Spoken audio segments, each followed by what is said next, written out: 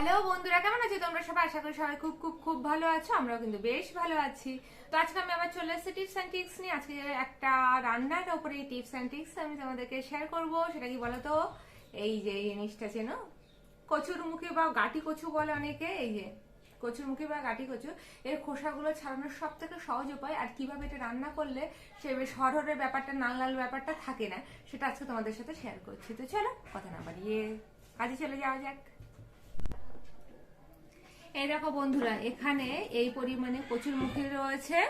তো আমি এবার সেটাকে আমি দেখাচ্ছি যে কি করে এর খোসাটা ছাড়ানো হয়। ঠিক আছে? তো এগুলো বেশ বড় ছোট সব সাইজের রয়েছে। তো আমি তোমাদেরকে এখন দেখাচ্ছি। দেখো, প্রথমে আমি এরকম একটা ধার ধার টাইপের, বুঝতে পারছি, এরকম একটা ধার ধার টাইপের ছুরি নিয়েছি। এটা নিয়ে আলতো করে, এই দেখো কত ইজি হয়ে যাবে। দেখো, এই দেখো, দেখতে পাচ্ছ কত তাড়াতাড়ি আমি ছাড়াতে পারছি। এরকম করে কিন্তু খুব ঝটপট ছাড়ানো সম্ভব হয়। এই দেখো, আমি আজকে দুটো তিনটে প্রসেস তোমাদেরকে শেয়ার করছি। যখন আমার যেটা সুবিধা মনে হয়, যত তাড়াতাড়ি সবগুলোই তাড়াতাড়ি হয়, তো আমি সেভাবে কিন্তু করি। এই ধার ধারের গুলোর জন্য কিন্তু সুবিধা হচ্ছে, দেখতেই পাচ্ছ এই যে কত তাড়াতাড়ি পরিষ্কার হয়ে যাচ্ছে, বুঝতে পারছো? তা আমি এটা দেখাচ্ছি না, কারণ বাকি প্রসেসগুলো দেখালে ভিডিওটা অনেক লং হয়ে যাবে। তো বুঝতে পারলে আমি কত ঝটপট করলাম। সেটা দিয়ে দেখাচ্ছি এরকম একটা, যেটা দিয়ে আর কি আলু টালু ছাড়ানো হয়। চাইলে এরকম করেও করা যায়। এই যে এতেও কিন্তু তাড়াতাড়ি হয়। এই যে দেখতেই পাচ্ছ, এতেও তাড়াতাড়ি হচ্ছে। এই যে এই দেখো, এটাও কিন্তু খুব ভালো করে ক্লিন হয়। আমি আর একটা প্রসেস জানি, বটি দিয়ে যেরকম করে আলু কাটা হয় আর কি, বটি দিয়ে যেরকম করে আমরা আলু ভাবে ছুলি, এই যে এরকম করে এভাবেও কিন্তু তাড়াতাড়ি হয়। যেরকম আলুর আমরা খোসা ছাড়াই সেইভাবে যদি ছাড়ানো হয়, এই বুঝতেই পারছো, এরকম দেখতে হবে। তো এই তিনটে প্রসেস আমি জানালাম। তো এই তিনটে প্রসেসে কিন্তু ঝটপট হয়ে যায়। তবে আমি বলবো এইটা এইভাবে কাটতে বেশ টাইম লাগে। এই দুটো ঝটপট হয়ে যায়, এটা বেশ টাইম না, তবে এটাতে মনে হয় অনেকটা বাদ যায়।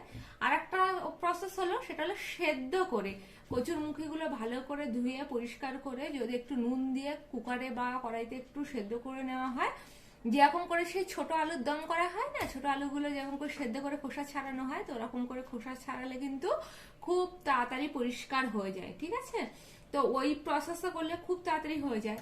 হ্যাঁ, সাথে আরেকটা টিপস বলে দিই, এই কচুরমুখী কিন্তু একটু হরহরে টাইপের হয় না তরকারিটা, যেটাতে অনেকে বিরক্ত বোধ করে, যার জন্য খেতে চায় না। কিন্তু কচুরমুখীর প্রচুর উপকার রয়েছে।